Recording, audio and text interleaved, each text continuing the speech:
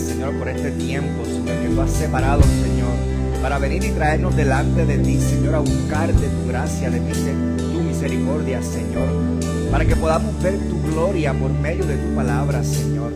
Gracias, Señor, por habernos dado este preámbulo tan lindo, Señor, este ambiente tan hermoso que tu presencia ha creado para preparar nuestros corazones, Señor. Gracias por llevarnos, Señor, a tu presencia, Señor, en esta mañana y reconocer que tú te encuentras en medio nuestro, Padre. Gracias, Señor, porque podemos palparte en esta mañana. Gracias por preparar la mesa, Señor. Gracias, Señor, por darnos el entremés, Señor. Gracias por darnos, Señor, el anticipo de lo que tú traerás para nosotros, Señor, en esta mañana, Padre. Yo te pido en el nombre de Jesús, Señor, de que tú prepares nuestros corazones y estemos listos para consumir toda tu palabra, Señor, en esta mañana. Y que esta palabra cambie y transforme nuestros corazones y nos santifique y nos acerque un día un poco más a ti, Señor. Ayúdanos, Señor, a crecer, Señor, en esta mañana. Y que podamos nosotros verte, palparte, Señor. Y que salgamos de aquí llenos de ti, Señor. Gracias te damos porque venimos a buscar de ti, solamente de ti, Señor. Así que pasa carbones encendidos por mis labios, Señor. Remueva aquello que no provenga de ti. Y sé tú en todo tiempo, Señor, para que nosotros podamos verte, sentirte, palparte y escucharte, Señor. Gracias te damos, Señor, por todos aquellos que han podido llegar, Señor, aquellos que nos ven por el internet también, Señor, ministra sus corazones y que esta palabra, Señor, penetre hasta lo más profundo de nuestro ser, Señor.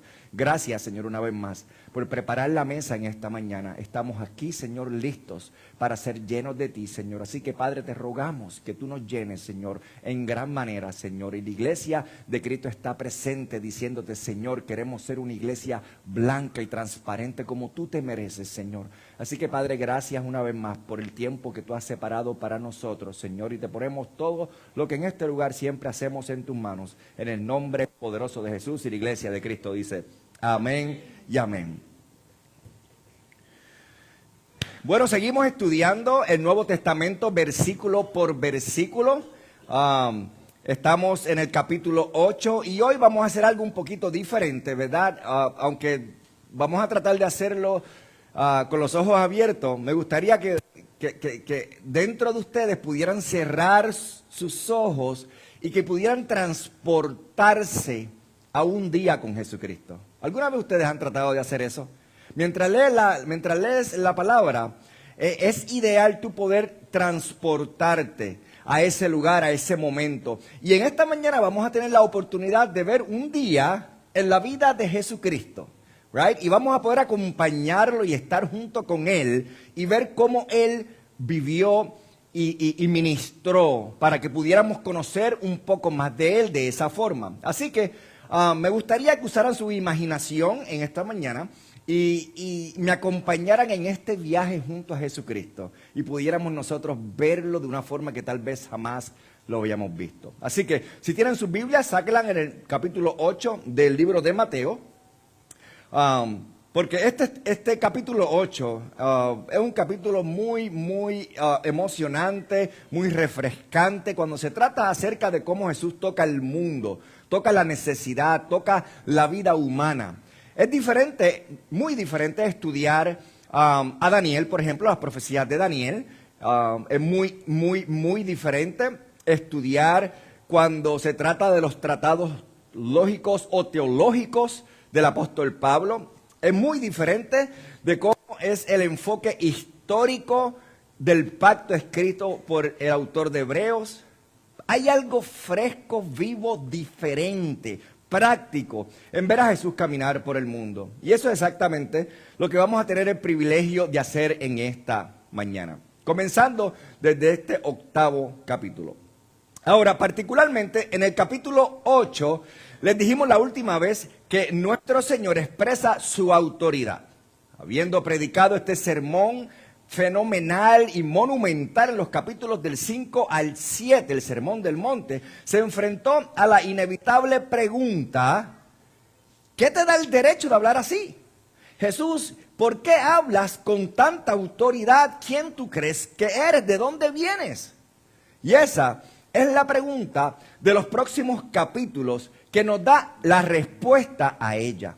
En efecto, Lo que dicen los capítulos 8 y 9 es básicamente la respuesta de Jesucristo al contestar a esa pregunta que dice: yo soy Dios, vengo del cielo y tengo toda autoridad.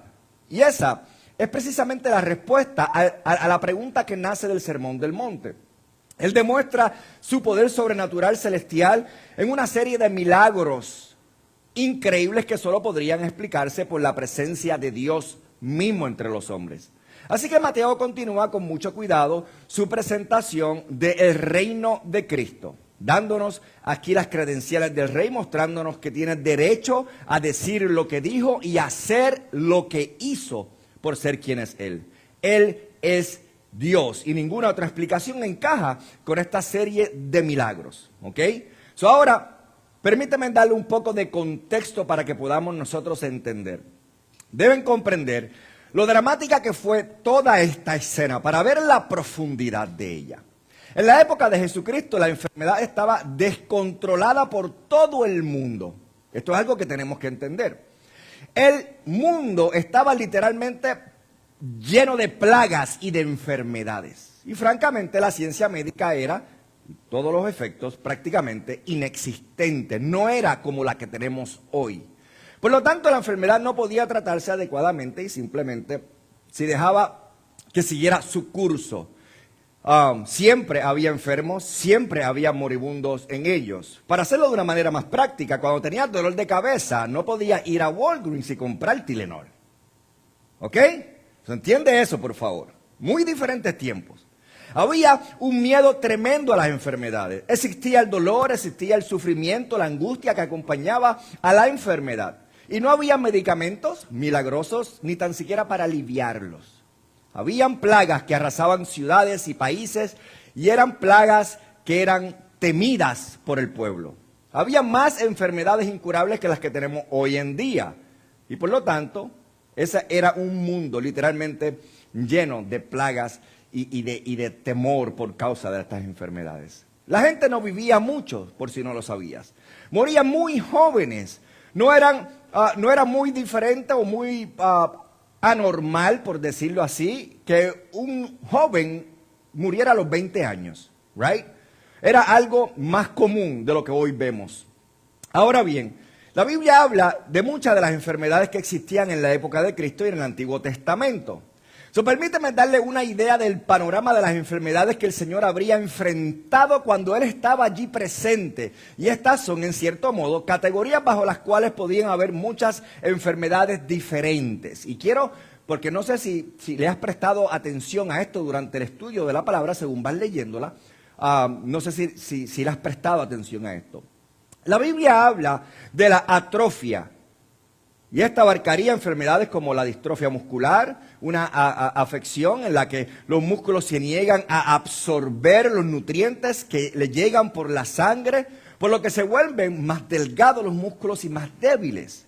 La atrofia también incluiría la poliomielitis, una enfermedad común en aquella época causada por un virus que penetra en el intestino y ataca el sistema nervioso central, causando parálisis y atrofia. La Biblia habla también de la ceguera. La Biblia la menciona de una manera general. Era muy común al nacer ciego, cuando el niño nacía por una madre infectada con gonorrea. Existía la ceguera causada por tracoma. Existía la ceguera causada por las condiciones insalubres o presentes que existían. Existía la ceguera causada por la luz solar intensa, el calor, la arena que llegaba y se metía en los ojos de las personas, la ceguera causada por la guerra, los accidentes, las lecciones. Anyway, muchos tipos de ceguera que existían en aquel entonces. Y luego, muchas veces habían personas con forúnculos. Los forúnculos incluían carbuncos, abscesos, glándulas infectadas y cosas por el estilo que se parecen a esa enfermedad. También existía la sordera. Sordera por defectos de nacimiento, sorderas por heridas o lesiones, sorderas por infección del oído medio o del oído interno. La Biblia habla también de la hidropesía. Y la hidropesía es una forma de describir un edema, donde hay retención de líquidos corporales y esto puede ser causado por muchas diferentes cosas. La Biblia también habla del mutismo, la incapacidad para poder hablar. Habla de la disentería causada por amebas, bacterias, gusanos, enfermedades del colon o del tracto digestivo. Existía también la epilepsia, que abarcaba convulsiones, gran mal en ellas y otras afecciones. Existían las hemorragias. La Biblia habla de problemas hemorrágicos que podían incluir fibromas y carcinomas. La Biblia habla de impedimentos y trastornos de habla bajo el concepto de afasia. Habla de indigestión, probablemente más grave en aquellos tiempos, que sería un trastorno estomacal. La Biblia habla de inflamación, probablemente refiriéndose a infecciones por estreptococos que ocurren en el cuerpo interno. Habla de pestes, que serían las plagas transmitidas por ratones y ratas. Habla de enfermedades de la piel, y mencioné algunas la semana pasada, y hay muchísimas. La Biblia habla de enfermedades llamadas tumores, que pueden ser de una amplia gama. Y luego habla también de úlceras. Hay otras 3 enfermedades, particularmente en el Nuevo Testamento, que aparecen en los 3 milagros del capítulo 8, interesantemente. La lepra, el parálisis y la fiebre. En resumen, todas estas enfermedades existían en los tiempos de Jesucristo de diversas formas y prácticamente no tenían alivio a ninguna de ellas. Realmente no había cómo combatirlas en aquel entonces. Así que la gente se dio cuenta de la fatalidad que era tener una enfermedad. Y llegó Jesús y tocó la vida en el momento del mayor dolor, en el momento de la enfermedad del pueblo. Llegó hasta lo más profundo y más íntimo. Y prácticamente, amados, y no lo olviden nunca, Jesús literalmente erradicó la enfermedad en Palestina en aquel entonces. Y la magnitud de tal manifestación es indescriptible. No podemos comprenderlo porque vivimos en una sociedad que no puede en contra de la enfermedad. Si hay algunas enfermedades hoy en día que nosotros podemos tal vez ahora medicarnos y luchar con ellas, hay enfermedades que tal vez las podemos vencer, pero hay enfermedades como el cáncer y situaciones cardíacas que pueden acabar con nosotros tarde o temprano, y todos lo sabemos. Pero en general hemos erradicado otras enfermedades que en aquel tiempo no existían y han hecho vacunas en contra de ellas y estamos más protegidos hoy que en aquel entonces. Pero en general hemos trabajado con todo eso. Incluso en las enfermedades mortales tenemos la capacidad, mediante medicamentos, de que si no se puede curar, por lo menos nos dan algo para el dolor, para no sentirlo tanto. Y en esa sociedad no existía tal cosa. Y Jesús arrasó con su poder sanador y sanó a miles y miles y miles y miles de personas. Fue una revelación asombrosa de que Él era Dios mismo. Por eso, como vimos la última vez, dijo repetidamente: si no me crees a mí, créeme por mis obras. ¿Cómo se puede negar esta sanación tan abarcadora, generalizada y masiva que Él había realizado en todo lugar mientras estaba allí? En Mateo capítulo 12, versículo 15 dice: pero cuando Jesús lo supo, se apartó de allí. Es decir, los fariseos. Intenta seguirme porque voy a ir un poco rápido y voy a buscar varios versículos. O si estás escribiendo notas, solamente escribe en donde el versículo está para que luego en tu casa puedas repasarlo. Pero dice: grandes multitudes le siguieron y los sanó a todos. En Mateo 14:14 dice lo mismo. Y saliendo Jesús vio una gran multitud y tuvo compasión de ellos y sanó a sus enfermos. Los sanó a todos. Sanó a todos los que acudieron a Él. La Biblia nos dice que Él vino sanando. Desterró la enfermedad en Palestina. Y es importante notar cuán diferente Él es de los supuestos sanadores que hoy vemos hoy en día. Tenemos que hacer un contraste para no confundirnos. Primero, Él sanaba con una palabra o un toque. ¡Pum! Sin trucos, sin ejercicios, sin tonterías, sin fanfarías, sin tratar de crear un momento ¿verdad?, de exaltación o de emoción o como si estuviéramos viendo una película de Hollywood. No. Él sanaba con una palabra o un toque. Solo una palabra, solo un toque. Claramente la palabra dice, solo di la palabra, solo toca. En segundo lugar, él sanaba instantáneamente. En esa misma hora, dice, sanaban. En esa misma hora, sanaban. En esa misma hora, sanaban. Y la mujer con el problema de hemorragia en Marcos fue sanada instantánea o inmediatamente. Y los 10 leprosos fueron también sanados instantáneamente. Y en Lucas 5, el paralítico en el estanque de Betesda sanó instantáneamente. Y el ciego al lavarse los ojos pudo recuperar su vida instantáneamente. En tercer lugar, él sanó por completo. Nunca hubo recuperación. ¿Te imaginas que tuvieras 35 años y nunca hubieras podido dar un paso en tu vida desde que naciste? Y Jesús te sanara las piernas y te dijera, ok, ahora levántate y anda. Nunca hay rehabilitación en ningún milagro que Jesús haya realizado jamás. Él fue instantáneo, total e inmediato. Y en cuarto lugar, Jesús sanó a todos. No tuvo que descartar a los difíciles, ¿ok? A los que hoy en día, estos que claman ser supuestamente sanadores, ellos ven, y los que tienen situaciones físicas que son obvias, los dejan tranquilitos por un lado y no llegan a donde ellos. Pero cuando llegan a alguien y dice, ay, tienes dolor de espalda, como eso no se ve. Ven acá que te voy a sanar. Y ponen la mano y ay, te sientes mejor. Y trabajan psicológicamente con las personas hasta que ellos dicen, oye, como que me siento mejor. Ay, al otro día, ay, estoy un poco mejor. No. Jesucristo no funciona de esa manera. O te sana o no. Right? Y en muchos casos sanó a todos los que se encontraban en su alrededor.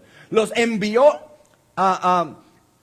luego que los sanaba, los enviaba. Pero habían largas filas llegando hacia donde ellos, hacia donde Jesucristo, hacia donde los discípulos. Y Jesucristo los sanó a todos. Lucas 4:40 dice, y al ponerse el sol, todos los que tenían enfermos de diversas enfermedades los trajeron a él, y poniendo las manos sobre cada uno de ellos los sanaba. En quinto lugar, Jesús sanó enfermedades orgánicas, las verdaderas, piernas lisiadas, manos marchitas, ojos ciegos, parálisis, el tipo de curaciones que demostrarían un milagro sin dejar duda alguna. Él no curó dolores lumbares ni ningún supuesto trastorno funcional. Él curaba lo que era evidente. Aquel que tenía una pierna que le llegaba a la mitad solamente, que no había desarrollado su rodilla, le hacía crecer la pierna a ese nivel. Y en sexto lugar, y aquí es donde Jesús realmente se distingue de todos los demás, Jesús resucitó a los muertos. En este proceso deben comprender que esto nunca, pero que nunca, no importa en qué país del mundo, nunca esto ha sucedido en la historia del mundo, hasta el día de hoy. Y lo que el pueblo judío ve con esta obra milagrosa de Cristo es algo para lo cual solo hay una explicación divina. Y eso es lo que sucede, y eso es lo que hace tan increíble la incredulidad de los fariseos, y muestra la profundidad del pecado en sus corazones. No creían ante una evidencia increíble e inexplicable. Sin embargo, Mateo los acusa de nuevo en esta sección al señalar, al sacar al relieve estas credenciales de Jesús y de los miles de milagros. Elige 3 de ellos en particular. Y te debe dar curiosidad el por qué. La semana pasada vimos al primero en los versículos 1 al 4. El hombre miserable. Miren el capítulo 4. Cuando descendió del monte, es decir, cuando estaba enseñando en el sermón del monte, y descendió, grandes multitudes lo siguieron. Y aquí vino un leproso y se postró ante él diciendo, Señor, si quieres, puedes limpiarme. Jesús extendió la mano y lo tocó diciendo, quiero, sé limpio. Y al instante quedó limpio de su lepra. Entonces Jesús le dijo, mira, no se lo digas a nadie, ve, muéstrate al sacerdote y ofrece la ofrenda que ordenó Moisés. Ahora bien, el hombre más despreciado de la sociedad era un leproso, y hablamos de esto la semana pasada. Esto es de manera de recap, ¿verdad? De resumen. La enfermedad más grave, horrible y peor imaginable era la lepra. Y además era ceremonialmente impuro este hombre. por lo cual se convirtió en una ilustración viviente de lo que es el pecado en el ser humano. Así que el hombre no solo era una paria para la enfermedad en sí, sino porque era una ilustración viviente y andante del pecado mismo. Y sin embargo, tal hombre acudió a Jesús. Ahora bien, esta sería una declaración increíble para los fariseos. Un milagro asombroso que Mateo les explica y les enseña. Porque no podían imaginar por qué alguien se molestaría con un leproso. No les cabía en sus mentes el por qué. Debía de haber muchos fariseos que no se sentían bien y necesitaban ser sanados. ¿Por qué un paria con la naturaleza miserable de este hombre? Y la palabra paria, en su significado, significa una persona excluida de las ventajas de que gozan los demás. E incluso de su trato por ser considerada inferior. Eso es lo que significa la palabra paria. Pero vimos cuán maravillosamente Jesús llegó a los estratos más bajos de la sociedad. Hizo cosas a pesar de la altivez y el orgullo de los fariseos que ellos jamás habrían hecho. Demostró que la extensión de su reino trascendía a los poderosos y llegaba hasta los humildes. Que extendía sus brazos para abrazar a quienes nadie más tocaría. Que su reino no era lo que ellos creían y pensaban. Que su reino no era lo que ellos tenían en su mente, ni para los piadosos exclusivamente, sino para los desesperados, los dolidos, los quebrantados. Así que tocó a un leproso y éste sanó instantáneamente. Y recuerden, les señalé que habían 4 cosas maravillosas en este hombre la semana pasada. Primero, él vino con confianza a donde Jesucristo. En otras palabras, no le importaba si él era leproso. Se deshizo del estigma social, se deshizo de la vergüenza y que la gente le sacara el cuerpo y vino porque él estaba desesperado. Y luego vino con reverencia. Dice la palabra que él vino y adoró lo primero que hizo. Y luego vino con humildad. Él dijo a Jesucristo, si quieres. No le está obligando, no le está forzando. Él le dice, si quieres. Y luego vino con fe, porque puedes limpiarme. Lo creo. Y cuando una persona viene a Cristo en desesperación, adorando con humildad y fe, esa persona puede ser realmente redimida. Lo voy a repetir una vez más, para que lo pongas en tu corazón, porque aquí hay una clave de parte del cielo para tu vida. Cuando una persona viene a Cristo en desesperación, adorando con humildad y fe, esa persona puede ser realmente redimida. Y así, la sanación del leproso se convirtió para nosotros en una analogía de la salvación que Cristo nos da. Y le dijo al leproso 2 cosas muy importantes. Número 1, le dice Jesucristo al leproso, ahora que te he sanado, número 1, obedece la ley de Moisés. Ve, vayan directo al templo y hagan lo que deben de hacer. Y número 2, sean testigos de ellos. Eso es lo que también debe suceder en nuestras vidas después de ser redimidos. Entonces, ¿cómo se ve eso? Un verdadero creyente aprende a obedecer y a dar testimonio de Cristo. ¿Amén? 2 entendieron. Amén. Y así vimos a Jesús sanar al leproso. Abrazó a la escoria de la sociedad humana. ¿Y qué reproche fue para el orgullo arrogante y condenatorio de los fariseos? Y pasamos del hombre miserable, leproso, a nuestra historia del día de hoy, de esta mañana. El hombre respetado, versículo 5. Aquí encontramos a un hombre que también sería considerado una paria de los judíos, por ser gentil. Pero aún es un soldado romano, miembro del ejército de ocupación que había invadido y ocupado su preciosa tierra. Normalmente sería odiado, casi como un leproso, pero nuestro Señor hace algo con él. Y de nuevo, lo que el Señor dice es esto: el reino es exclusivamente para los marginados y los gentiles, mucho más amplio que los parámetros que habían trazado los fariseos en aquel entonces, mucho más amplio. Y veamos el versículo 5, miren esto. Y cuando Jesús entró en Capernaum, dice el versículo 5 del capítulo 8, muchos comentaristas, por cierto, y esto es importante, creen que los 3 milagros de Mateo capítulo 8 ocurrieron el mismo día. Terminó el sermón, bajó del monte, entró a Capernaum y todo esto ocurrió el mismo día. Esto puede ser posible.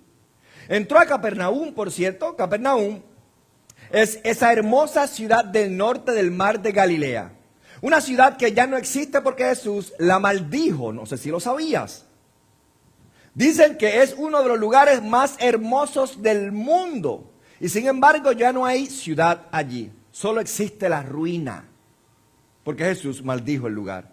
Nunca lo reconstruyeron. Construyeron lugares alrededor de ese lugar, pero no lo construyeron allí. Pero en ese pequeño y encantador lugar Jesús residió y se alojó. Y quizás en la casa de Pedro. Porque Pedro tenía una casa allí. Y si no lo crees, búscate a ver en los descubrimientos de los arqueólogos donde han descubierto una casa en Capernaum que se le llama la casa de Pedro. Muy interesante. Y dice la palabra, entró pues Jesús en Capernaum y pasó mucho tiempo allí. Y se le acercó un centurión rogándole. Ahora, hay muchas personas que no entienden la importancia y la profundidad de esto porque no saben lo que es un centurión. ¿Ok? Especialmente un centurión en Capernaum. Mateo se centra en los hechos y en la interacción entre el centurión y Jesús. Y debido al propósito de Mateo, nos da una parte de la historia, pero Lucas la complementa. Y nosotros tenemos que ver ambas áreas para poder ver una imagen más completa de ella. ¿Ok? No es necesario consultarlo o leerlo directamente todo, pero vamos a ver algunos detalles de Lucas para reforzar esta historia. Lucas nos dice que el centurión no fue a ver a Jesús, sino que envió a unos judíos con este mensaje. Así que Jesús se interactúa con el centurión, pero es a través de estos judíos que acudieron a él. El centurión no vino personalmente, sino que envió a estos judíos para llevar un mensaje porque se sentía indigno de estar en la presencia de Cristo. Y se sentía indigno de tener a Cristo en su casa. Así que envió a estos judíos en su nombre, quienes hablaron con Jesús por él. Ahora, hablemos un poco acerca de este centurión. Siempre que aparece un centurión en el Nuevo Testamento, para que lo sepas, este centurión se saca aparte de los demás. Porque este centurión aparenta ser una buena persona. Es realmente asombroso. Es como si el Señor, y seguro que hubo muchos centuriones malos, hubiera escogido a propósito a algunas personas que de alguna forma eran las más odiadas de Palestina como ejemplos de la bondad, como ejemplos de la fe y la gracia salvadora para mostrar que la extensión de su reino trasciende a la exclusividad de Israel. Cada vez que encontramos a un centurión, ya sea el que estuvo presente en la crucifixión, Cornelio o todos son buenas personas. Y todos, al menos creo que la mayoría, terminan siendo redimidos por Jesucristo. Y es como una bofetada a esa exclusividad que existía entonces. Que no tiene cabida para un gentil, especialmente para un soldado romano. Ahora, puedo añadir otra idea, rapidito. Si no fuera suficiente malo ser gentil, era peor ser un soldado romano. El ejército de ocupación en realidad no fue un ejército enviado de parte de Roma, o desde Roma mejor dicho, sino que fue entrenado en la comunidad o la zona donde estaban ellos ocupando, tomando posesión. Y lo que hicieron según la historia en Palestina fue encontrar personas no judías en esa zona, incorporarlas al ejército romano y entrenarlas para su servicio. Este hombre en Capernaum era sin duda un soldado de las tropas de Antipas. Y si era un no judío que vivía en esa zona, es muy probable que fuera un samaritano. Y si era malo ser gentil, esta parte es importante, si era malo ser gentil, el peor tipo de gentil era un samaritano. Porque un samaritano era un judío que se había casado con descendientes de gentiles. Y eso significa sacrificar su herencia judía, la peor clase imaginable de mestizaje gentil. Así que aquí tenemos a un hombre gentil, que es la peor clase de gentil, un samaritano, es la peor clase de samaritano, es miembro de las fuerzas de ocupación del ejército romano que oprimen a Israel, y por encima de todo, era un centurión. Lo peor, de lo peor, de lo peor, de lo peor. ¿Ok? Así que aquí tenemos a ese hombre gentil, la peor clase de gentil. Cualquier fariseo diría, ¿por qué le harías un favor a alguien de esa clase? Y ese es precisamente el punto. No tenía perspectiva sobre los límites del reino. Estaba limitado a ellos. Nosotros 4 nomás cerramos la puerta, era exclusivo. Nosotros los sacerdotes nada más somos los que estamos en el club, right? Nadie más entra. Y eso era todo. Y eso les abrió el panorama a ellos y le dijeron, oye, ustedes están equivocados. Era más de lo que podían ellos soportar. Y lo odiaron hasta la profundidad, porque no solamente la gente se le estaba yendo de las sinagogas para seguir a Jesucristo y escucharlo, sino que también le estaba diciéndole, no solamente la gente se te está yendo para seguirme, sino que también lo que tú estás diciendo no sirve de nada. No estás enseñando lo que es propio, no estás enseñando lo que es correcto. Ustedes creen que el reino es de una forma y no lo es. Pero él entra en la presencia de Jesús a través de estos judíos mediadores de los que habla Lucas. Centurión manda a estos judíos a hablar con Jesús. Y esto es lo que le dice en el versículo 6. En el versículo 6 dice, Señor. Y por cierto, Señor es con letra mayúscula, que significa más que simplemente Señor. En esa idea de Señor se encuentra ligada toda la reflexión del centurión sobre la deidad de Cristo. El centurión sabía quién era Cristo. Creo que lo usa en su verdadero sentido divino, Señor. Y usó la palabra griega, país. Mi hijo yace en casa enfermo. ¿De qué? La palabra griega, paralúticos, es un paralítico, enfermo de parálisis, gravemente atormentado, sufriendo tremendamente o severamente por su condición. Y aquí se usa la palabra país, que significa niño. Pero interesantemente en la misma historia de la descripción de Lucas, Lucas utiliza la palabra en griego doulos, que significa esclavo. Wait a minute. Entonces surge la pregunta, ¿o era su hijo o era esclavo? ¿Quién tiene la verdad, Mateo o Lucas? Y la respuesta es que era bastante común tener a un niño esclavo en su casa. Un niño pequeño. Y eso era lo que era este niño. Un niño sirviente. Un niño esclavo. Y entonces dice, mi esclavo está en casa enfermo con parálisis. Y no sabemos si era polio, o si era un problema del sistema nervioso, o si era un trastorno cerebral, o un tumor. Sí, no se sabe exactamente qué era lo que tenía, lo que sí sabemos es que estaba paralítico. Estaba paralizado y con un dolor tremendo. Hoy hay algo hermoso en medio de todo esto. Y me gusta este centurión. Me gusta sobre todo aquí porque se preocupaba él por un sirviente.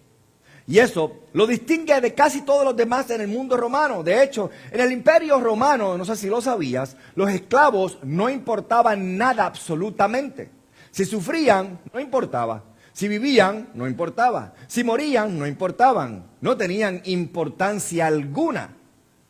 Aristóteles, por ejemplo, dice, y cito, no puede haber amistad ni justicia hacia las cosas inanimadas. De hecho, ni siquiera hacia un caballo, ni siquiera hacia un caballo, un buey o un esclavo. Porque amo y esclavo no tienen nada en común. Un esclavo es una herramienta viva, así como una herramienta es un esclavo inanimado. No tenían derecho absoluto. Gallo, el experto de derechos romanos, dijo, podemos observar que es universalmente aceptado que el amo tiene poder de vida o de muerte sobre sus esclavos. Ese era el derecho romano. Si no te gusta tu esclavo, mátalo. Varrón, el escritor romano que tanto escribió sobre agricultura, dijo lo siguiente, la única diferencia entre un esclavo, una bestia y un carro es que el esclavo habla. ¡Wow! ¿Qué diferencia? Catón fue otro escritor romano que intentaba aconsejar a alguien con dificultades económicas. Le dijo: revisa tu ganado y haz una venta. Vende tus bueyes cansados, tus ganados con imperfecciones, tus ovejas con imperfecciones, lana, pieles, cualquier carro viejo, herramientas viejas, un esclavo viejo, un esclavo enfermo y... en fin. Quiero que vean cómo se veía un esclavo en aquel entonces. Así que, como ven, los romanos consideraban a los esclavos como una cosa. Pero un centurión, especialmente este centurión, no veía al esclavo así. No pide el centurión por sí mismo. Él dice: oye, mi criado, mi siervo, este niño está paralítico y sufre de dolor. Sánalo. Este centurión era un pagano excelente. ¿Y sabes qué? Debió de ser para que estos judíos le llevaran este mensaje a Jesús en su nombre. Es interesante que él utiliza a judíos para llevar este mensaje a Jesús. O sea, la mayoría de los centuriones irían a un grupo de judíos, si fueran centuriones, gentiles, samaritanos, y les preguntarían: ¿me harías un favor? Judíos pidiéndole un favor a Jesucristo. Y ellos dirían: ¿de verdad estás bromeando que tú quieres que nosotros vayamos donde Jesús, que dice hacer estas cosas, a pedirte un favor de parte tuya? Quítate del medio, yo voy para allá. Ahora, ¿por qué vinieron estos judíos a Jesús? Por este hombre. La respuesta también está en la palabra de Dios. Él no nos deja con preguntas. Lucas 7, muy interesante, solo escucha este versículo. Dice: y cuando vinieron a Jesús, los judíos, los ancianos judíos que mandaron, le rogaron con insistencia. Realmente se involucraron, dijeron: haz esto. Y le dieron este pequeño mensaje. Si su criado está postrado en casa, paralítico, gravemente atormentado. Y dijeron: haz esto, porque es digno de que lo hagas. Es digno de que lo hagas. ¿Qué entonces había en el corazón de estos judíos? ¿Por qué fueron? ¿Por qué pidieron el favor? ¿Por qué rogaron de esta forma? ¿Y por qué le dijeron que es digno de que lo hiciera? ¿Cómo puede ser algo digno servirle a un gentil? Y aquí está la respuesta. Dice: Él ama a nuestra nación y nos construyó una sinagoga. Ahora entiendo por qué estos judíos se prestaron para ir a pedir el favor por él. Se reduce a la economía, al dinero. Se reduce a devolver el favor que él había hecho. Por eso fue que fueron. No fue por iniciativa propia, porque ellos también creían. Él hizo una gran inversión, este centurión. Amaba a su nación y les construyó a ellos una sinagoga. Ahora le debían. Ahora, aún más sobre este centurión, vamos a evaluarlo. Comprende algo de la veracidad de su religión. Es un gentil temeroso de Dios, como Cornelio, ¿se recuerdan? Sabe que está tratando con un pueblo que es un pueblo del pacto de Dios vivo y se compromete con ellos. Amaba a la nación de Israel y les construye una sinagoga en Capernaum, este centurión. Dicen que los cimientos de la sinagoga hoy en día datan de ese momento. Los arqueólogos. Tal vez los fundamentos que hoy han descubierto y que han leído en Capernaum de este lugar hablan acerca de que este centurión había comprado estos cimientos y les construyó esa sinagoga. Cuando se le hace un favor a esas personas, las personas respondían: ok, te debo algo, what do you want? I'll do it for you. Así que los ancianos vinieron y le dijeron: deberías hacerle esto porque él nos hizo un favor nosotros, que somos tu pueblo, somos el pueblo de los judíos, somos pueblo de Israel, somos el pueblo del pacto, entonces Dios le debe. Por eso es digno que lo haga. Lo que a mí también me interesa es que sabían que Jesús podía hacerlo. Todos sabían que podía sanar. No había discusión al respecto, pero la dureza de su corazón no les permitió dar un paso más y aceptarlo como el Mesías esperado, el Salvador. Así que aquí tenemos a un buen gentil que amaba a Israel. Y deberíamos amar a Israel, de verdad. todos lo sabemos, está en la palabra explícito. Son el pueblo elegido de Dios. Y no creo que nadie ame a los judíos más que yo. ¿Por qué? Porque todos son mis personas favoritas. Mis personas favoritas, y paso tiempo con ellos, es Abraham, Jesús, Pablo, Timoteo. Cada uno de ellos eran judíos. Paso más tiempo con ellos que con los gentiles, estudiando la palabra de Dios.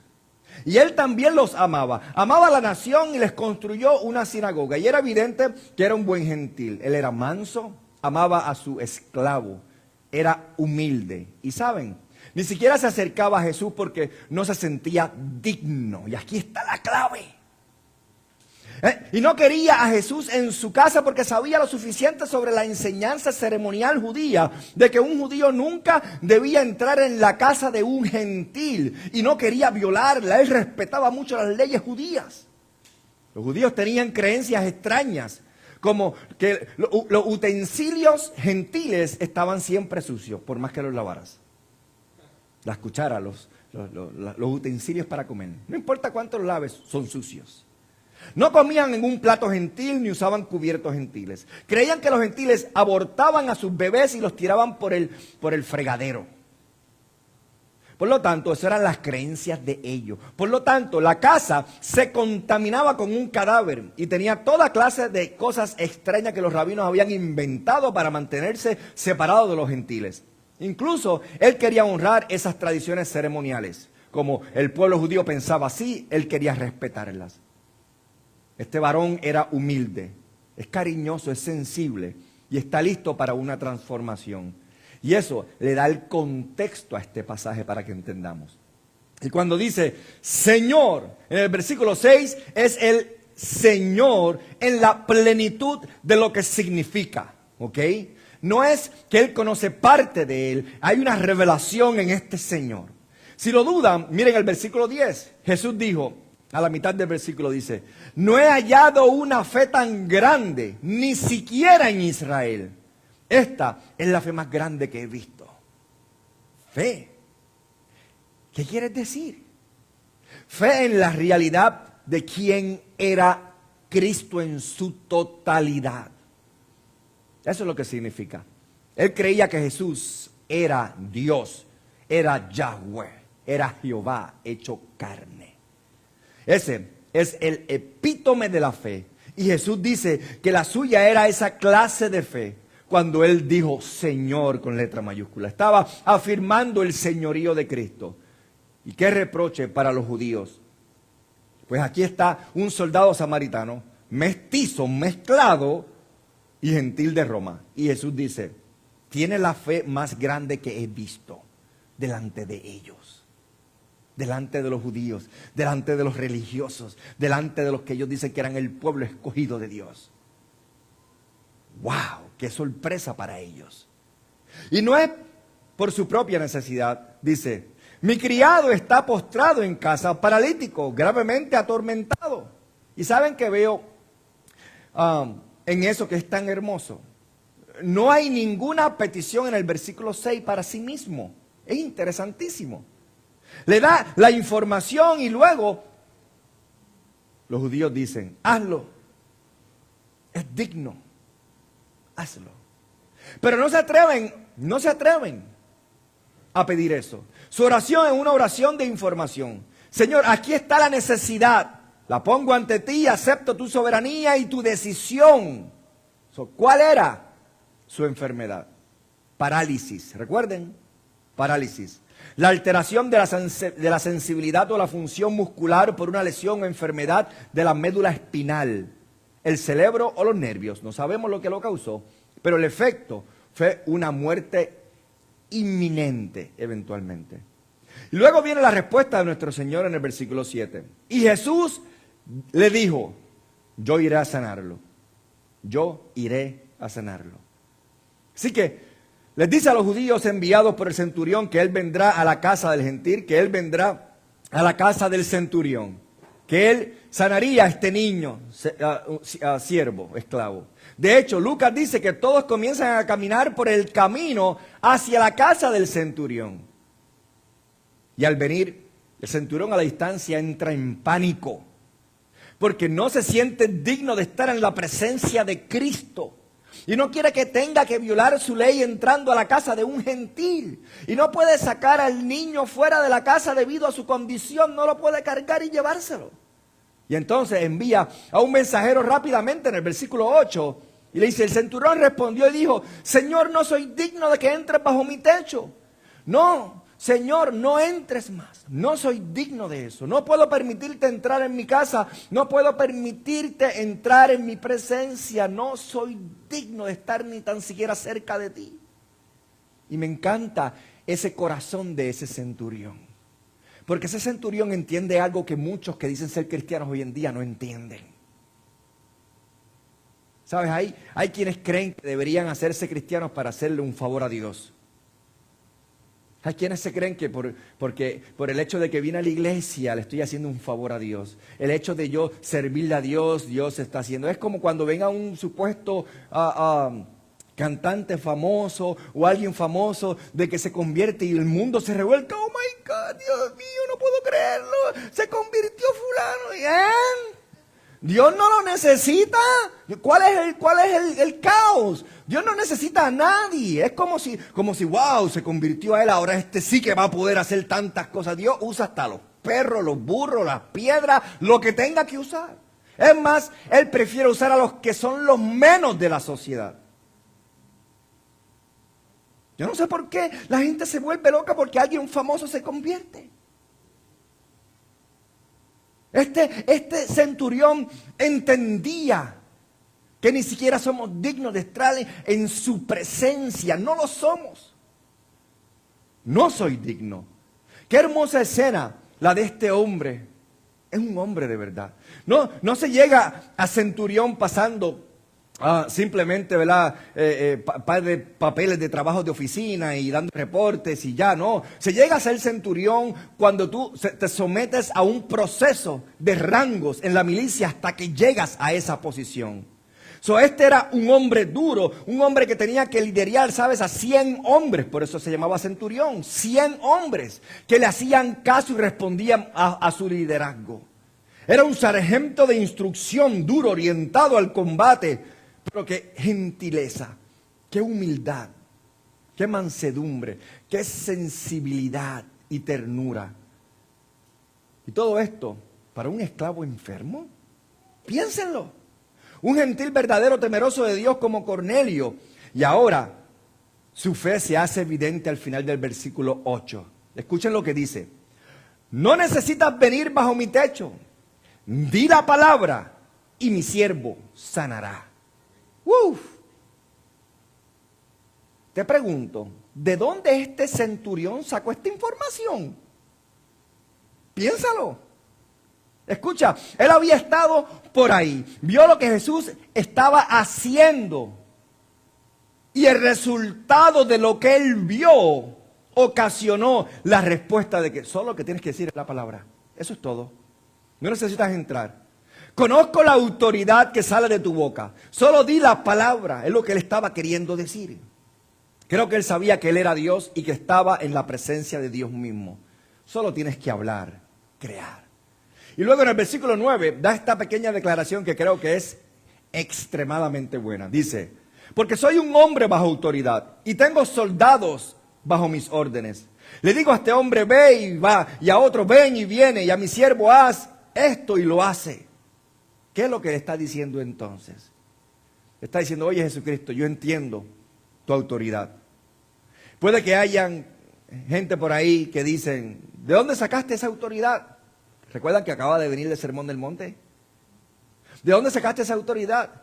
¿Quién te crees que eres? ¿Por qué razón hablas así? Y hay mucha gente hablando de esa forma, pero yo no.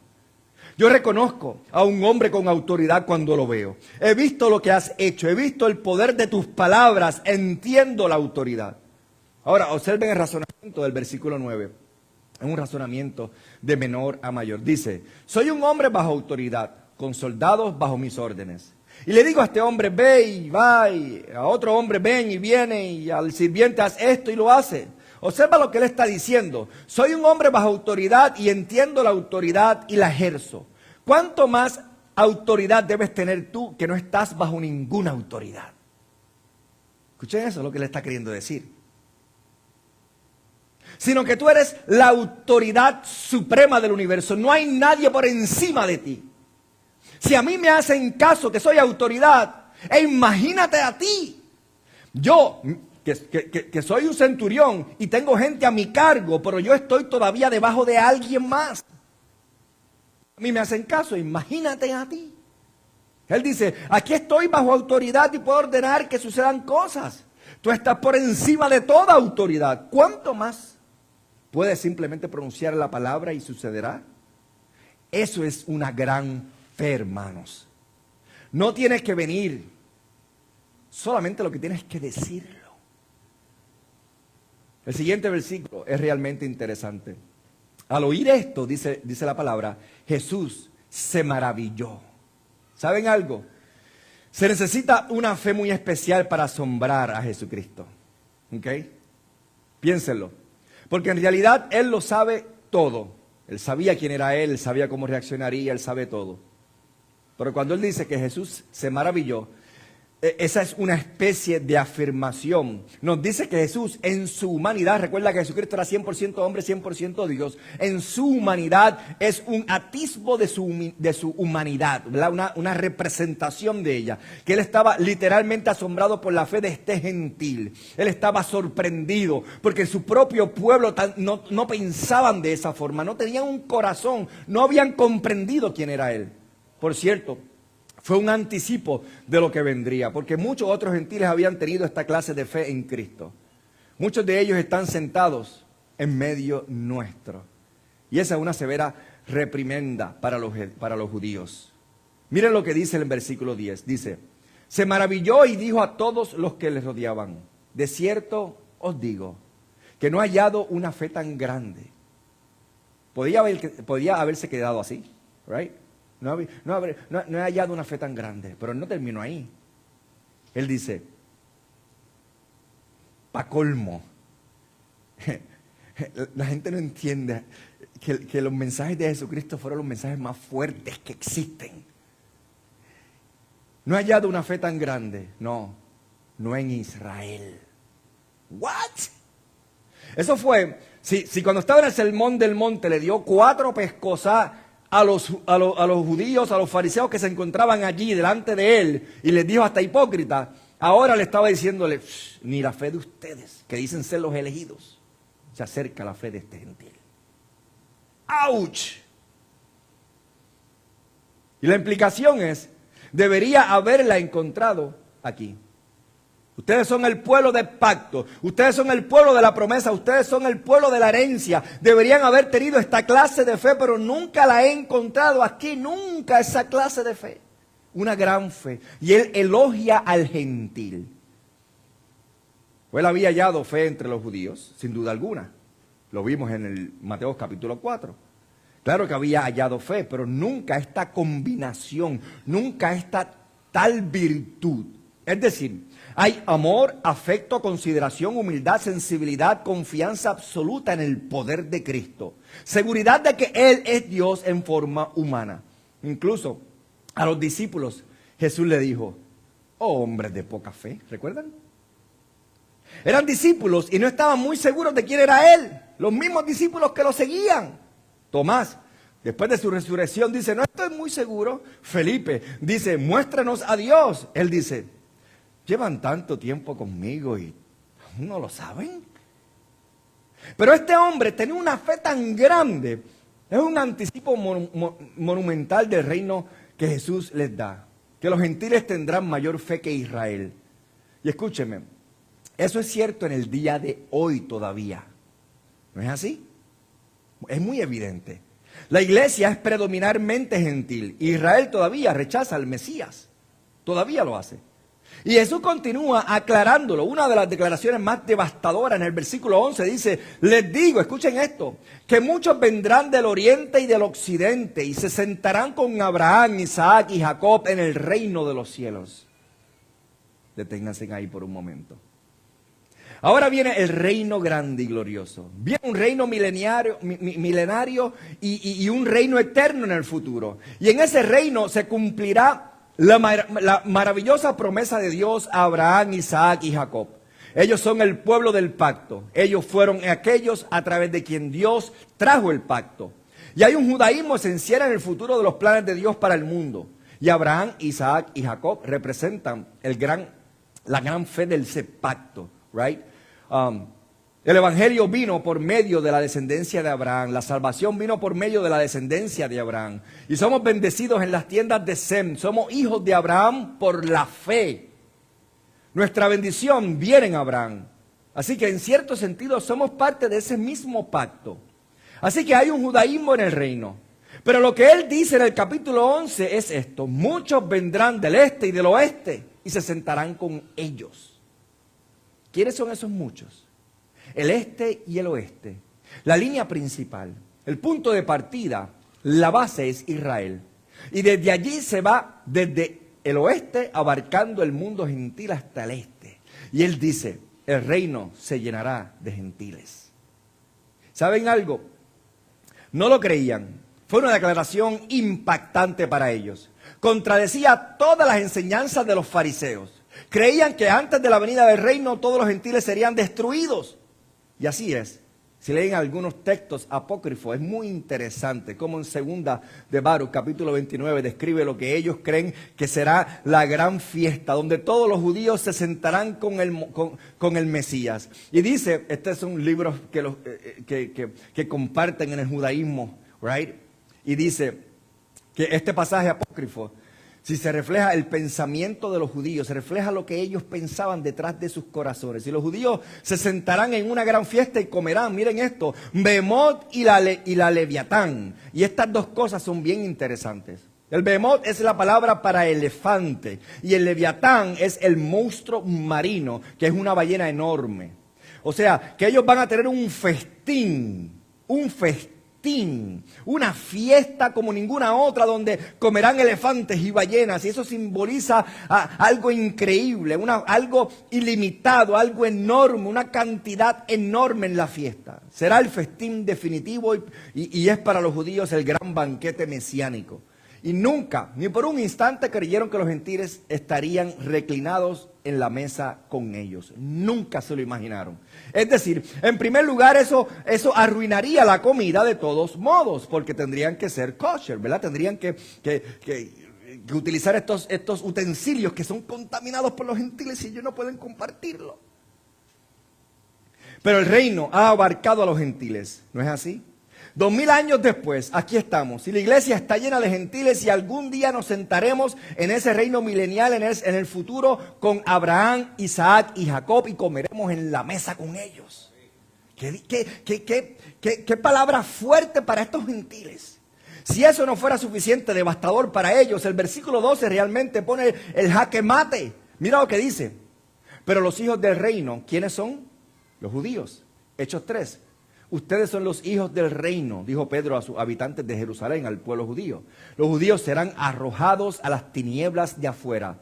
Allí será el llanto y el crujir de dientes. ¿What? Es una declaración muy contundente, devastadora, increíble. Y se les llama hijos del reino porque por derecho, por pacto, son los que deben ser los herederos. La promesa es para ellos. Los privilegios les fueron dados, pero cuando llegue el reino no serán bienvenidos. ¿What? ¿Por qué? Porque no se entra en el reino por una descendencia física o por una sangre.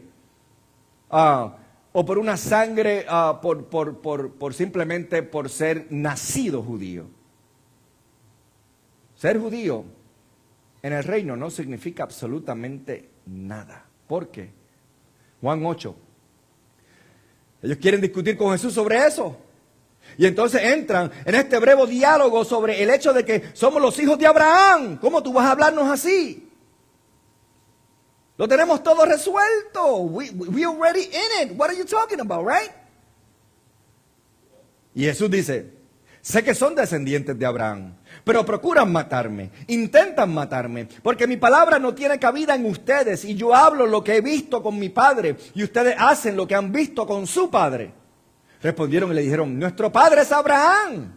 Y Jesús les respondió, si fueran hijos de Abraham, harían las obras de Abraham, pero procuran matarme. Y luego dice, ustedes son de su padre, el diablo. ¡Auch!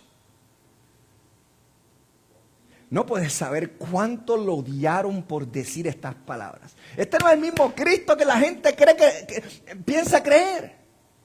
Los hijos del reino iban a ser rechazados. Perdieron su herencia por incredulidad. Al reino de los cielos no se entra porque naciste bajo el judaísmo. Al reino de los cielos se entra exclusivamente por recibir a Cristo como tu Salvador.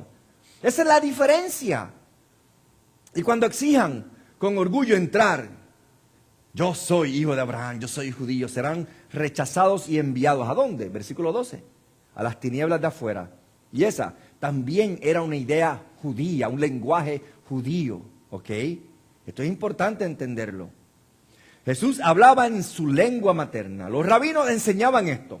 Los pecadores en el Gehenna están cubiertos de oscuridad, dice el Talmud. Los judíos creían que los pecadores iban a la oscuridad. Y ahí es exactamente donde van, dice Jesús. Donde van los pecadores, lejos de la luz de la presencia de Dios. Algunas personas están confundidas porque dice que el infierno es un lugar de oscuridad. Y también un lugar de fuego. Y se preguntan, ¿cómo puede haber fuego y a la misma vez oscuridad? Si el fuego trae luz. How is that going to work out? Y eso es parte de la cualidad sobrenatural del infierno, ¿lo sabías? Que habrá un fuego de tormento y junto con él una oscuridad total. Un fenómeno creado por Dios para el castigo eterno. Las tinieblas de afuera, ese es un lugar, al igual que el cielo es un lugar. Y el horror de ese lugar se puede ver en la frase al final del versículo 12. Allí será el llanto y el crujir de dientes. Ese es el efecto de la oscuridad, la pérdida de toda felicidad, la pérdida de todo gozo, la furia de la desesperación impotente, el tormento insoportable de la oscuridad eterna, el llanto y el crujir de dientes. Es un lugar real, esto no es fantasía, Jesucristo lo describe.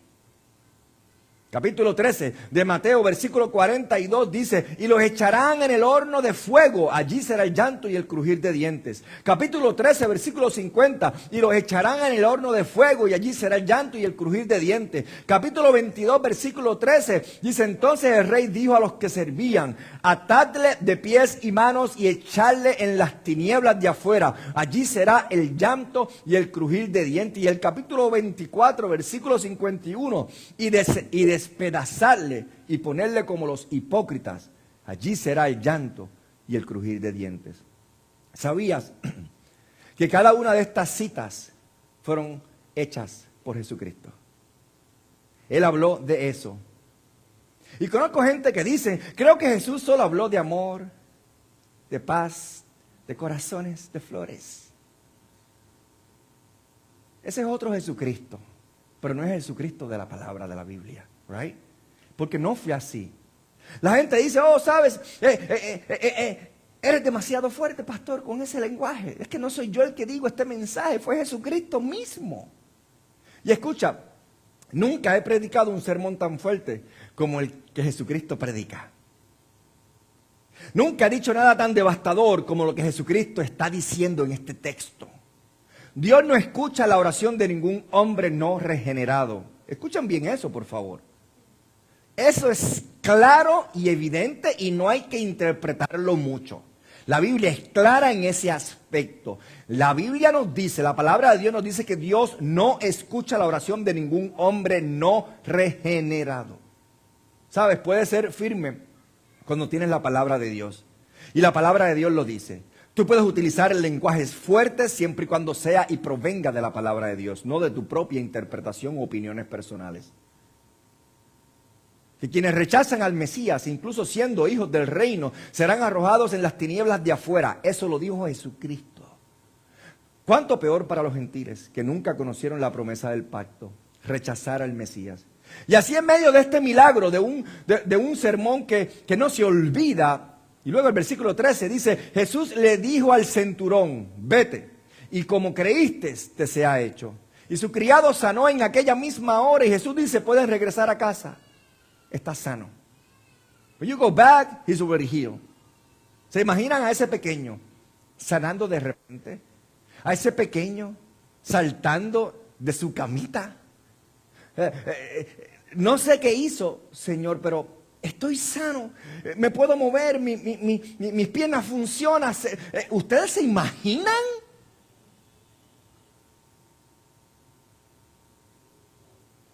¿Se imaginan si el centurión hubiera creído lo que creía antes?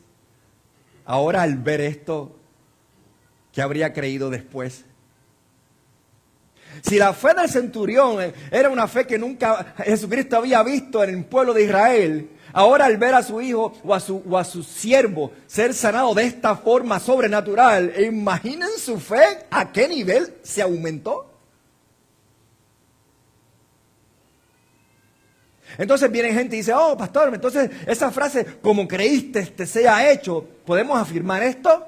La respuesta es no necesariamente. Hold your horses. Él se lo dijo ¿a quién? Al centurión. Pablo creía que Dios podía sanarlo. ¿Cierto o no es cierto? La fe de Pablo era una fe extraordinaria. Él tuvo un encuentro cara a cara con Cristo en Damasco. Cambió radicalmente su vida. Él vivía para Él, estaba dispuesto a morir por Él y murió por Él. La fe de Pablo era una fe extraordinaria. Y fue Pablo a donde Dios, a donde Jesucristo, y le dijo, Señor, ayúdame, tengo esta condición. Y Dios lo hizo. Pablo le pidió 3 veces. Y 3 veces Jesucristo le dijo, bástate con mi gracia.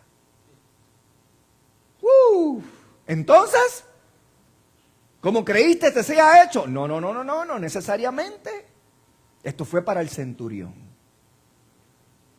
A veces sanaba a personas sin fe. Esto es importante saberlo. De hecho, si quieres saber la verdad, la Biblia nos dice que no nos dice en ningún momento que ese niño o ese siervo tuviera ninguna fe. En ningún momento lo dice. Lo sanó para el beneficio del centurión y de todos los demás que en la historia que leerían esta historia. Creo que hay un centurión más en el cielo, francamente, y probablemente un niño más. Y ven lo que Jesús dice aquí. Me acerco a los leprosos, a los gentiles marginados, porque mi reino abarca a los que creen, a los que creen, a los que creen, no a los de alguna raza en particular. Aquí no se salva nadie porque nacen bajo el judaísmo. Aquí se salvan porque han creído. Ahora, por si acaso los judíos se desmoronaban por completo, añado una sanción más en los 2 versículos siguientes, muy breve. Solo la voy a mencionar. Miren esto, fíjense. Y cuando Jesús entró en casa de Pedro, y los otros evangelios nos dicen que era sábado, habían estado en la sinagoga, como hacemos nosotros que venimos los domingos a la iglesia, right? Y esto pudo haber sido el mismo día que bajó del Sermón del Monte a Capernaum, como dije al principio. Y fueron a casa de Pedro, ya sabes. Hacen lo que hacemos nosotros. Después que salimos de la iglesia, nos vamos a comer, compartimos, nos vamos con nuestra familia, pasamos un tiempo juntos. Así, hicieron lo mismo. Jesucristo viene y va a casa de Pedro. Pero cuando iban a casa de Pedro había un problema allí. El escritor Marcos nos dice que Andrés, Santiago y Juan se encontraban allí. Así que está Pedro, su esposa, Santiago, Juan, Andrés y Jesús. Son 6 personas. Y sufrieron una verdadera tragedia cuando llegaron. ¿Cómo pueden cenar en la casa de Pedro si su suegra estaba enferma y ella es la que cocina? Ella es la que hacía el arroz con gandules rico. Right? Ella era la que hacía el banquete y ahora estaba enferma, encamada. ¿Y cómo iban a comer? Así que los demás se acercaron a Jesús según el relato de Marcos y le dice, ven a casa con nosotros y cúrala para que podamos cenar. Esto es increíble. Por conveniencia. Tenemos hambre, ella lo hace rico. Sánala. Esto es increíble. Es que esto es increíble. pero no hay nada de malo en servir. En otras palabras, ellos están diciéndole, dale la oportunidad a nuestra suegra, a mi suegra, de poder servirte. Al llegar a Jesús a casa de Pedro, vio la suegra de esta acostada en cama y tenía fiebre. Pedro estaba casado, lo sabemos porque en 1 Corintios 9, más adelante habla acerca de esto sobre su ministerio, y Pablo dice, no está mal que Pedro en su ministerio traiga esposa, lo que significa que ella viajó con él durante parte de su ministerio. Y aquí está su suegra. Los judíos y los fariseos solían levantarse y decían lo mismo cada mañana, el mismo ritual, las mismas prácticas, y su declaración habitual era, te doy gracias porque no soy esclavo, porque no soy gentil y porque no soy mujer. Eso era lo que decían los judíos en la mañana.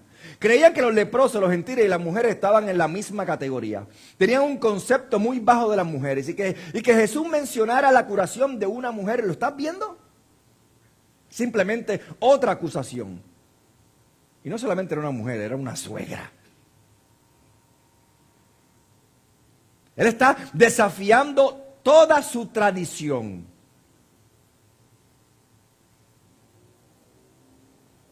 ¿Sabes que interesantemente en el centro del cerebro dicen que el centro del cerebro es lo que controla y mantiene la temperatura del cuerpo corporal?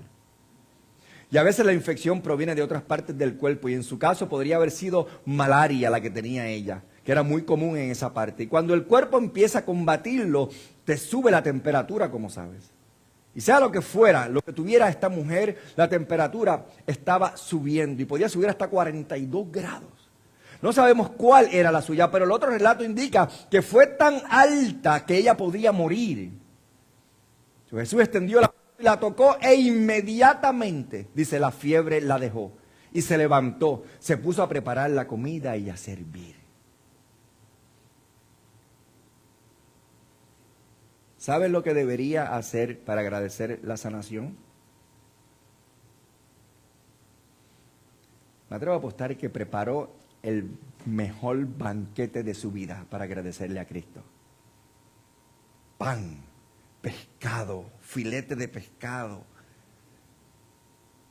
El pescado de San Pedro que se encuentra mucho allá en esa área de Capernaum, de allá del Mar Rojo. Se lo pasaron genial. ¿Saben? Hay algo maravilloso en esto. Creo que se da el pequeño milagro de la suegra es que ella era judía. Y pudo haber sido difícil para el judío aceptar al leproso. Pero luego aceptar a un gentil y luego escuchar las palabras de Jesús de que serían excluidos del reino. Y entonces Jesús inmediatamente regresa a esta curación de un judío casi como si dijera, si me he vuelto hacia los gentiles, si el reino los acogerá, pero nunca desviaré a mi pueblo de Israel. También habrá sanidad para ellos. ¿No es cierto?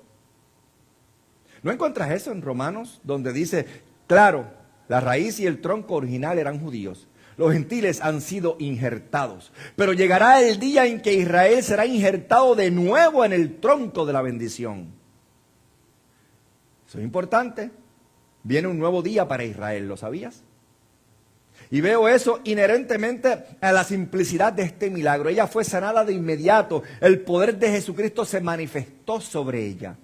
Si puedes negar que Él es Dios frente a estas cosas, no es por la falta de evidencia, es porque no hay fe en tu corazón. Y no hay fe ahí porque tu corazón está atado por el pecado. En fin, concluyo con esto. Dije al principio que tenemos que nosotros poner nuestra mirada y nuestra imaginación en función en esta mañana. Jesucristo sube el sermón del monte. Y comienza a decir, bienaventurados los hombres que son de esta manera. Les voy a dar la instrucción de cómo entrar a mi reino.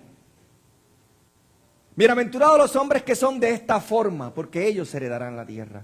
Porque ellos son así, porque ellos recibirán la bendición. Bienaventurados los que son de esta forma. Y luego viene y les dice, pero ustedes tienen conceptos equivocados de cómo es el reino. Ustedes piensan que pueden ganárselo. Ustedes piensan que pueden poner una fachada, poner una falsa delante de los hombres, creerse los más santos del mundo cuando no lo son, porque ustedes lo que son unos chorros de hipócritas. Entonces, al reino los hipócritas no entran, son los que tienen un corazón verdadero, que saben que no son lo suficientemente buenos como para entrar en él, que no hay nada que puedan hacer para ganárselo, que necesitan de un Salvador y tienen que comprender que lo anhelan y tienen un corazón quebrantado. Que extienden su mano hacia el cielo y dice, Señor, estoy muerto sin ti. No es que me estoy ahogando, es que estoy muerto sin ti. Y Jesucristo le dice, ¿estás entendiendo? Tu ayuno está equivocado, tu oración está equivocada, tu religión está equivocada. Todo lo que haces lo haces por ti y para ti, pero no se trata de eso. No vas a entrar al reino de los cielos porque simplemente nazcas judío. No vas a entrar al cielo simplemente porque hagas estas cosas. No vas a entrar al cielo porque te creas que eres más santo o eres mejor que alguien. No vas a entrar al cielo ni tan siquiera por tu intelecto o lo que conozcas de Dios.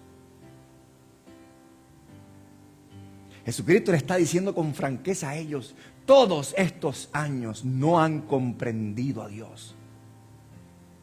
Y por eso yo estoy aquí, dice Jesucristo. Yo he venido para que tengan vida y vida en abundancia. Yo he venido para trastornar lo que ustedes quieren hacer, la exclusividad de su grupo. Yo he venido para que entiendan que Dios es más grande de lo que ustedes pensaban. Tienen que tener un corazón que entienda el corazón de Dios. Tienen que tener un corazón que entiende que no eres digno de absolutamente nada y por consecuencia estás separado del amor de Dios. Pero no te preocupes, porque yo voy a pagar el precio por tu pecado. Yo voy a morir en la cruz del Calvario. Y el tercer día voy a resucitar de entre los muertos, para que ustedes puedan ver mi gloria y puedan entender que yo soy Dios hecho carne. Blasfema, ¿cómo es eso? ¿Con qué autoridad? ¿Con qué autoridad habla este hombre? ¿Cómo él puede hablar de esa manera? Jesucristo cierra su sermón y comienza a bajar el sermón del monte. Comienza a bajar el monte donde predicó. Y la gente lo seguía porque ¿cómo es posible que este hombre hable con autoridad? Y de momento viene y se le acerca un leproso y todo el mundo sale corriendo. ¡Ay! Y Jesucristo dice, ven. Y el leproso dice, Señor, si quieres, yo sé que puedes. Me imagino a Jesucristo mirándole y dice, sí quiero. Y este hombre al instante su cuerpo se pone como la piel de un bebé. Me imagino a ellos sorprendidos. Y luego sigue caminando. Y sigue caminando. Y sigue caminando. Y sigue caminando. Y de momento llegan estos judíos a donde él. Mire que el centurión viene y nos manda a donde usted. Porque nosotros, ¿verdad? Le debemos un favor. Y tenemos que compartirlo con usted. Él dice que su criado, que su siervo, su hijo está allí en su cama paralítico y va a morir. Si usted no hace algo, por favor que vaya y lo sane. Y Jesucristo comienza a caminar hacia allá y le dice, vente, vamos para la casa de ellos. Y él lo ve a la distancia y le dice, no, vete a donde él. Y dice que no venga, que yo no soy digno porque él es santo, porque él es grande, porque él es Dios y yo soy un pecador. Yo no puedo ni tan siquiera estar en su presencia. ¿Qué diferencia a los que se creen que son los que son? Él dice, no. Y Jesucristo recibe el mensaje y dice, wow, yo no he visto una fe tan grande como esa ni aún entre ustedes. Dile a Jesucristo que solamente lo que tienes que decir es la palabra y Él sanará. Y Jesucristo le dice, dile que sano está. Y al instante el paralítico se endereza y se pone en pie. Al instante. Y luego van celebrando, van los discípulos con él, sigue la gente detrás de él y la gente no encuentra cómo hacer y los judíos no saben ni en qué creer. Y de momento le dicen, vente, vamos a comer, vamos a casa de Pedro. Y dice, ay, pero es que Pedro, la suegra está enferma y tiene una fiebre, algo le está pasando, se está muriendo, tiene una fiebre incontrolable. Y Jesucristo le dice, no te preocupes, vente, vamos. Y lo que hace es simplemente poner la mano y dice, sana. Y la fiebre se fue. Al instante. Y ella se para. ¿Y qué hace? Por gratitud comienza a cocinar y a servirle. Eso nos dice algo a nosotros en cada una de las ocasiones. Mientras más quebrantado el hombre estaba, mientras más reconocía la grandeza de Dios y su santidad y cuán inadecuados somos delante de Dios, más Dios ve nuestro corazón y responde a nuestras peticiones. Esto te deja saber algo de Dios que a lo mejor todavía no habías comprendido. Para Dios no hay nada, absolutamente nada imposible. Ese es el Dios que tú conoces. ¿O dudas de Él? ¿Dudas de sus promesas? Hermanos, cuando oramos y alguien está enfermo, tenemos que orar con esta clase de fe. Pero no podemos orar con esta autoridad como simplemente nosotros quisiéramos torcerle el brazo a Dios. No. Tenemos que venir indignos y reconocer de que sabemos de que Dios puede hacer cualquier cosa, lo imposible posible. Aunque se vea lo más imposible delante del hombre, para Dios eso no es nada. Lo que Él tiene que decir es la palabra. Y la pierna crecerá, el brazo crecerá, la ceguera se irá, la sordera desaparecerá. Lo que tienes que decirlo. Pero es si Él quiere, cuándo, cómo y Él quiera. ¿Qué hacemos nosotros? Oramos con la fe del centurión. Señor, yo sé que puedes, no dudo de tu poder. Si quieres puedes, te lo entrego en tus manos. That's it. That's it. Qué diferente esa oración a la oración de muchos allá afuera. Y por eso me encanta esta historia. Porque nos deja ver algo, una parte de Dios que refuerza quién era Él y quién sigue siendo Él. Porque Él es el mismo ayer, hoy y siempre. Oramos y terminamos. Padre, hoy agradecemos de nuevo haber caminado con Jesucristo, Señor, haber pasado, por así decirlo, un día con Él en Capernaum. Nos sentimos como si estuviéramos allí, Señor. Casi podemos sentir el polvo de nuestros pies, el viento de nuestro rostro, el calor del sol, mientras Él recorría los polvorientos caminos de Capernaum. Casi podemos recibir la euforia en el corazón del centurión, casi escuchar las preguntas del niño. Podíamos ver a los fariseos y a los líderes judíos en un rincón intentando explicar lo inexplicable, intentando averiguar qué hacer con aquel que había trastocado todo lo que representaban. Podemos sentir la alegría en la pequeña casa de Pedro en Capernaum cuando su suegra fue sanada. Podemos escuchar las preguntas de los discípulos, quienes le preguntaron cómo lo hizo y se maravillaron en la presencia de Dios en medio de ellos. Padre, que adoremos verdaderamente al Hijo de Dios. Ruego que nadie en este lugar, Señor, se aleje, que se marche, que no conozca a Jesucristo, Señor, que no haya creído. Sabemos que la fe es un don que tú das, Señor, y te rogamos, Señor, que la concedas hoy, para que nadie vaya a las tinieblas de afuera y experimente eternamente el llanto y el crujir de dientes. Para los cristianos, los verdaderos creyentes,